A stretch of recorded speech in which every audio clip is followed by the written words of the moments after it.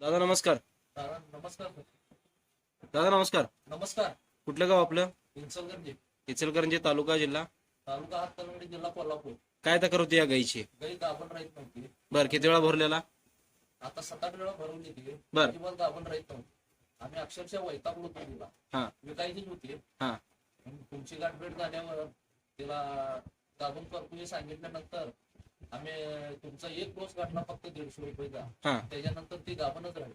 तपासून घेतलाय? आता तपासून घेतले 2.5 महिने. आपले हे 150 रुपये खर्च झाले होमिओपॅथी औषधांना गाब लागली. त्याच्या आधी त्याला पैसे किती खर्च केले? त्याच्या आधी काय गाभणला एवढंच केलं खर्च. एक 7-8 वेळा भरवली गाभणला 700-800 रुपये गेले. तेवढा खर्च आलता. दमवाल तिथे तुम्हाला? भरपूर विकायचीच होती तिला. वैतागलो तशी. ठीक आहे.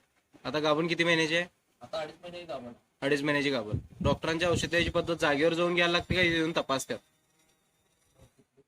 डॉक्टरांची इथे येऊन तपासतात काय काय जागेत तिथं जाऊन औषध आणला तुम्ही? तुम्ही येऊन तपासून गेला त्याच्यावर औषध घेतलं. झाले की फिक्स त्याच्यावर? फिक्स. नाव आणि गाव एकदा सांगा. नाव बिरबल जमते, गाव इचलकरंजी, तालुका? तालुका हातकणंगले, जिल्हा कोल्हापूर. धन्यवाद दादा.